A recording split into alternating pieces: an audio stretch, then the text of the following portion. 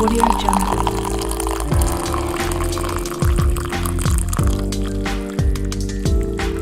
Welcome to Coffee Talk. I am your host, MISHUMA, SABA, M.SABA, and this is our Cultural Variety Podcast. Stay tuned.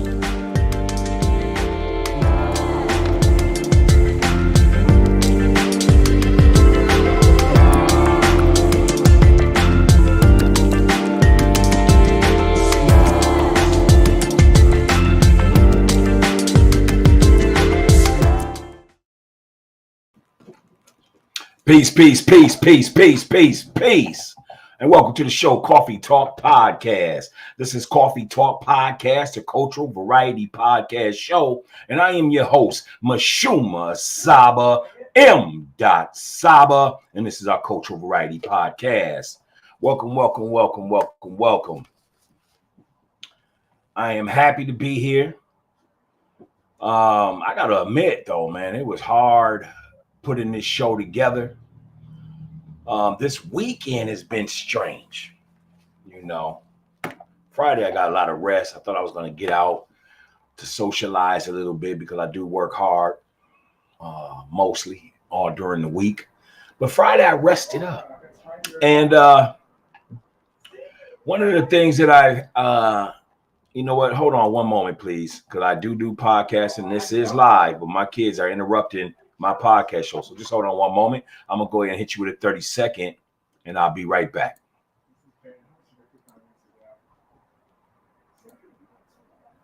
Give me one moment, please.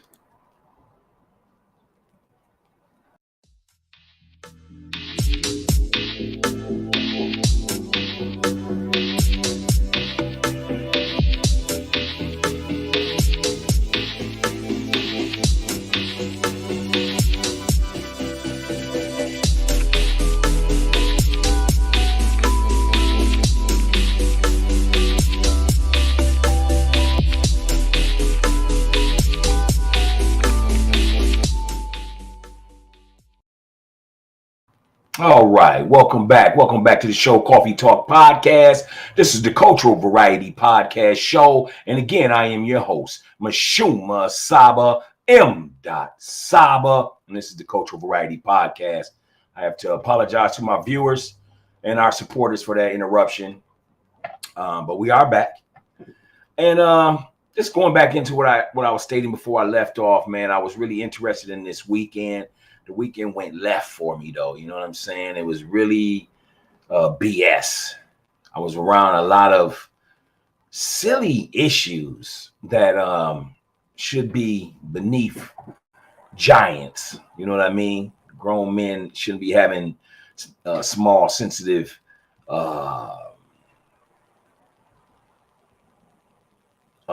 disagreements. You know what I'm saying? Without it being able to be resolved peacefully. But that's enough of that. I don't want to bring that here. So listen, again, this is Coffee Talk Podcast, but we do have a good show for you today. And today we got a show. We're going to talk about the great Langston Hughes, poet, activist. You know, we're going to definitely talk about Langston Hughes. We're going to go over the poem I Too by Langston Hughes. So we're definitely going to do that. We're going to talk a little bit about his life. And then we are also going to talk about Elon Musk. Yes, Elon Musk is in the news. So we definitely want to talk about that here at Coffee Talk Podcast. So if this is your first time joining our show, I just want to go ahead and let you know that we are, again, a cultural variety podcast show. We appear 3 days out the week. We are appearing tonight, which is Sunday, because we didn't get in our Friday and Saturday show this past week to end this week. So we are here tonight. We appear 3 times a week. Mondays is our cultural studies night, where we go ahead and we give our props to our authors, scientists, doctors, scholars. You know, we read books, paragraphs, things like that on Monday. So we call that cultural studies night. On Wednesdays, we got our sports edition. We're not your typical sports show. So we don't care about who won, who lost. We like to talk about the backside of sports and how it affects our athletes being in that that sports world. And then again on Friday and Saturdays we usually have grown folks night. Grown folks night is just a night of humor, laughter, guests, appearances, and so forth. And then Sundays we do throw in a fourth day every now and then on a Thursday or Sunday. And that's just Thursdays will usually be unscripted, and then Sundays usually is a makeup of Friday and Saturday. But being that it's Sunday, we tune it down. So I hope you got all that. I hate to use the word hope too, so I apologize. May you have got all that. All right, so welcome to the show. If this is your first time tuning into the show, we never start a show without giving it its flavor. So again, today's flavor, before we begin our show, today's flavor is Panama Geisha coffee. It has a jasmine aroma with a nice flavor of honey in it. So that's what it is. And today's wise words, let's just go ahead and dive right on into that. Today's wise words is this. When men have a disagreement about small things, it leaves a bad taste in men's mouth from the sensitivity. And what I mean by that is this. We're in a time period now where men can't talk to men civilized without whoever's on the other end of that communication feels like he's being attacked or something. When the message is very clear, you're not being attacked, but you're just talking to another alpha male that is going to speak to you with a civilized mind and intellect, and that brings on some type of emotional response in the other person. So that's today's wise words. I know y'all get tired of talking to people that just be like, man, you know what I'm saying? And it sucks a lot of energy out of you. I tell you, man, I almost didn't make tonight's show, all because of some issues I had yesterday, which are small, you know, which is small. But the fact that they are small, that's what you get mad about. Like, man, like, for instance, when Allen Iverson said, man, we talking about practice, man. We got issues over practice. So that's my stance on that. But let's go ahead and jump right into the show. Listen, Elon Musk is in the news, and he was talking last week. An article that was actually posted last week, January, or not last week, I'm sorry, but it was most recent, January 19th, 2022, by journalist Madhu Kumar Warren. So Madhu Kumar Warren actually had posted this on social media January 19th, 2022 about Elon Musk. So let's go ahead and discuss that. And this article was actually in the Benzinga.com if you want to check it out. But earlier this year, Elon Musk took to Twitter to warn his followers we should be much more worried about population collapse. Elon Musk warns his followers of a population collapse. Should you be worried? Elon Musk warns his followers of a population collapse. Musk added that if there weren't enough people for the Earth, then there definitely won't be enough people for Mars.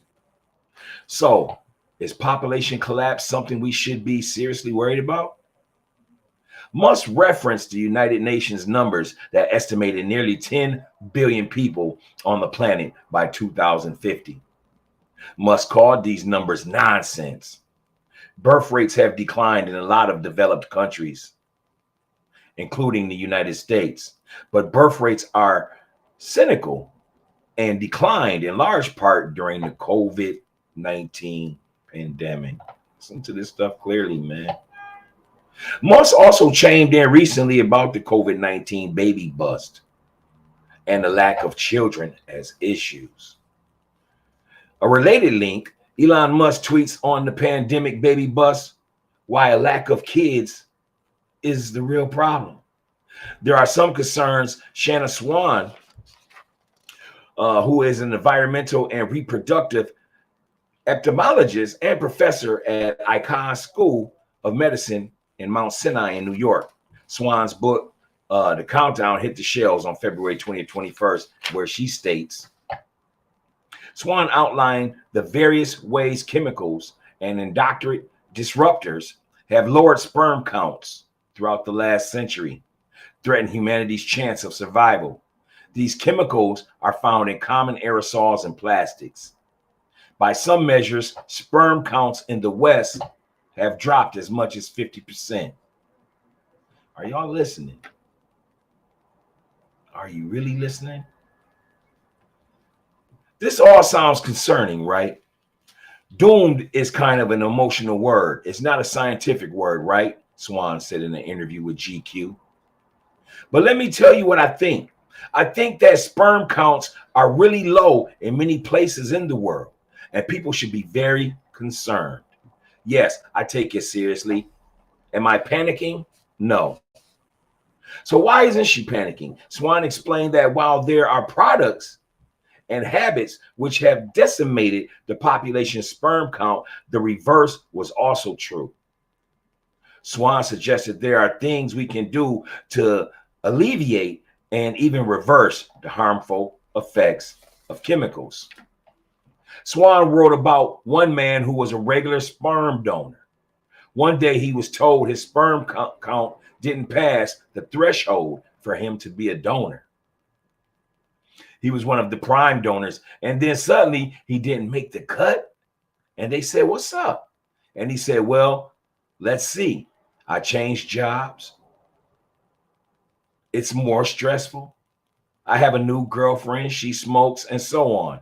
And so he went back and he cleaned up his act. And then after a couple of months, his sperm count returned. Now, this is very anecdotal and not the same as reversing a sociological effect that impacts millions of people. With that said, there's plenty of evidence that cutting out smoking, improving diet, and increasing exercise are all real ways that one can increase his sperm count. Should you be worried about the population collapse? Yes, but not panicked. There is little to no evidence indicating we are facing an imminent collapse of the population, but we should be more mindful of some of the negative effects associated with the products we use every day. And I wanted to talk about that because, certain people will be minorities. That's a word I don't even like to use. We not a minority though. If you know your science. But when you're in that type of position, you're going to do whatever you can to survive that.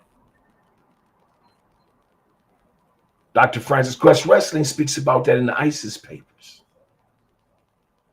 But the reason why I bring this up is because a lot of things is going on. It's crazy. And wouldn't that be interesting? That one can be attacked through chemicals to deplete one's sperm count. Who would do that? Why would they do that? That's something that I want you to tackle and I want you to think about. And if you want to leave the comment, go ahead and leave the comment how you feel about that. And if you don't, just hit the like button. Support the show. You notice there's a lot of commercials though lately catered towards men that are having erectile deficiency problems. Are less women having less babies? I haven't really looked at the numbers. What is your thoughts on that? Do people have a right to tell you that you can have a child or you can't have a child? Some countries in the Far East have a limit on how many children that you can have in 1 to 2 to 3 years. What's your thoughts on this? When I first heard Elon Musk's thoughts on the population, right? And the fact that the header says Elon Musk warns his followers we should be much more worried about population collapse, stating that there's not enough people here on planet Earth and there wouldn't be enough on Mars. And it makes me think, well, what are you saying? What are you saying? And who chooses who gets to be on either planet? These are just things I want y'all to think about. We can go more in depth, you know. But I'm catering to everybody that supports the Coffee Talk Show, and I want y'all to be able to become thinkers. So I won't go too deep, but I'll go ahead and I will go ahead and cast debate out there so that we can continue to have this dialect. What is your thoughts on this? Go ahead and leave a comment on what Elon Musk has stated. You know. All right. So again, that's our end of that segment for Elon Musk. Now what we're going to do is we're going to go ahead and jump right in to Langston Hughes. Again, if this is your first time tuning into the show, man, we give big props to our authors, scientists, doctors, scholars. We like to read a paragraph. We like to read a page sometimes. We like to go ahead and definitely support authors. We definitely would like to show you how to obtain certain books that you may be interested in. This is what we do here at Coffee Talk Podcast. But let's go ahead and jump right in to Langston Hughes.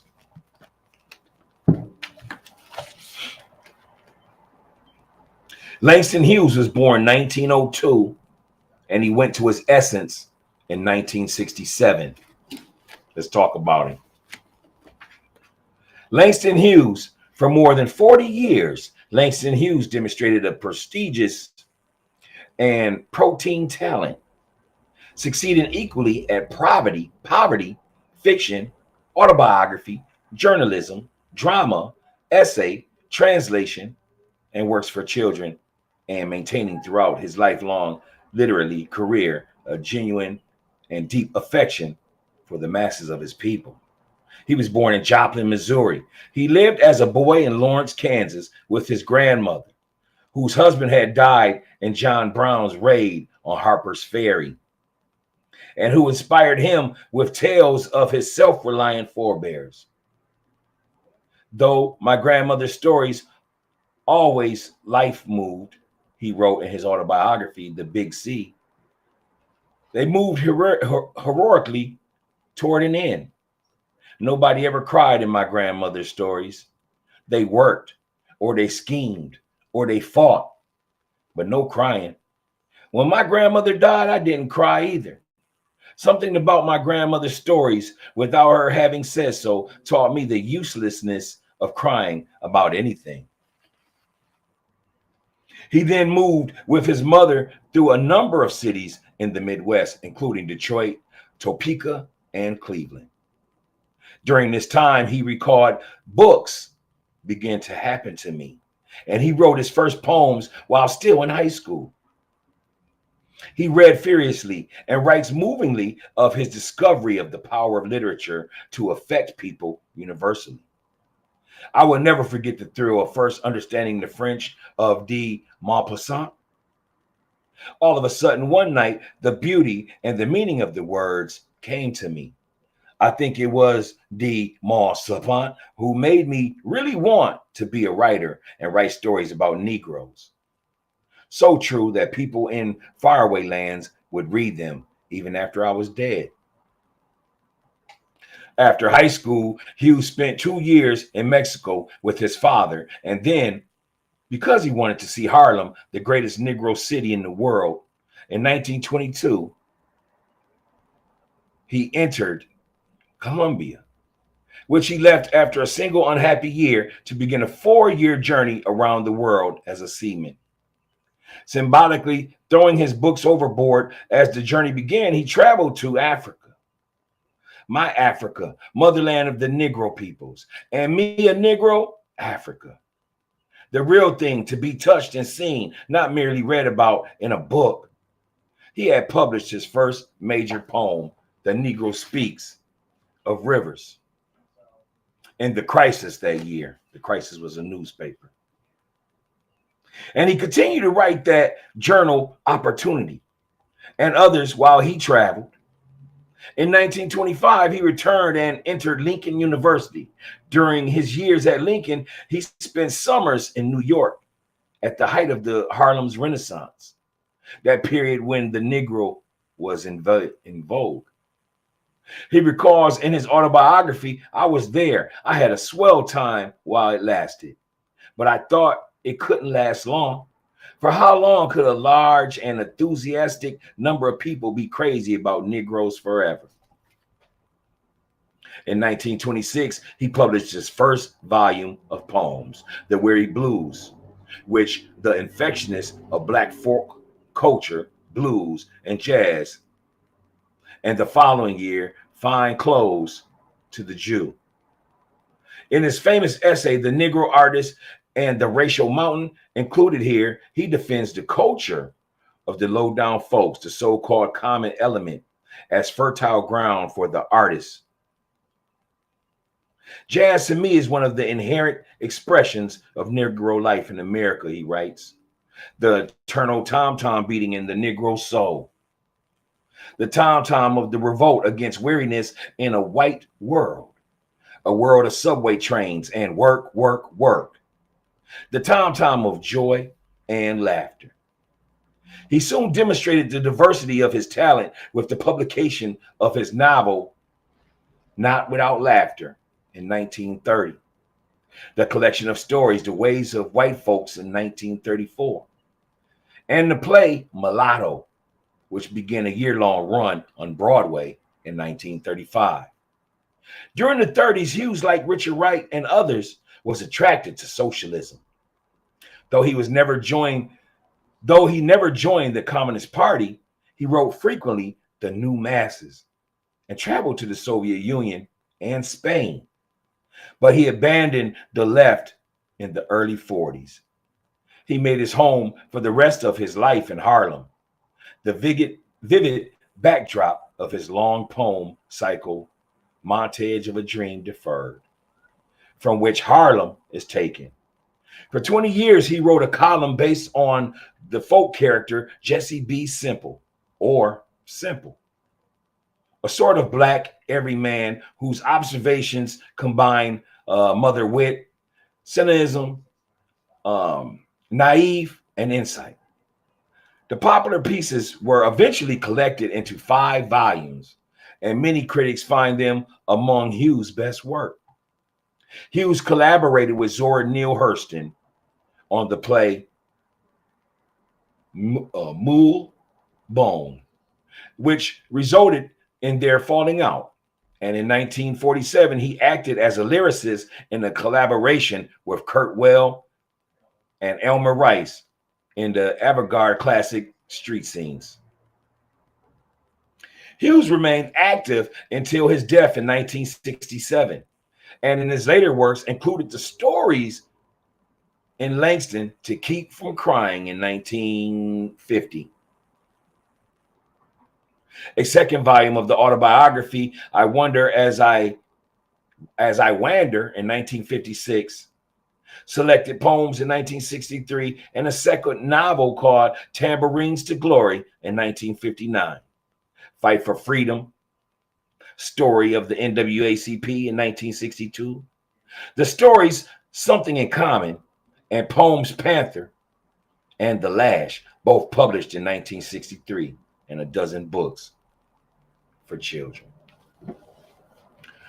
So that is Langston Hughes, great poet, artist, part of the Harlem Renaissance, Those was great times in our history, in our story. So I encourage you to go ahead and look up some of the past writings of Langston Hughes. You also can go on YouTube and look at little documentaries of Langston Hughes. Go ahead and check that out. Also, familiarize yourself with the Harlem Renaissance. Go ahead and check it out. Find out some things that you might not have known of. Go ahead and leave those in our comments. We'd definitely love to hear from you. All right, so as we get ready to end our show here at Coffee Talk Podcast, I just want to let you know that we will continue to give you the flavor of us, the flavor of our people, the flavor of Coffee Talk. So as we get ready to end the show, I'm going to go ahead and read the poem I Too by Langston Hughes. Again, this poem is called I Too from Langston Hughes. Let's begin. I too sing America. I am the darker brother. They send me to eat in the kitchen when company comes, but I laugh and eat well and grow strong. Tomorrow I'll be at the table when company comes. Nobody dare say to me, eat in the kitchen then. Besides, they'll see how beautiful I am and be ashamed. I too am American. That is the poem I Too by the great poet Langston Hughes. And this is our show. Thank you for continuing to tune in 3 nights a week here at Coffee Talk Podcast, the cultural variety podcast show. And but as I leave, this is your host, MISHUMA SABA, M.SABA. And this is our cultural variety podcast. I'm going to throw up that universal peace sign. And I'm going to say peace to y'all. We out of here. Until next time.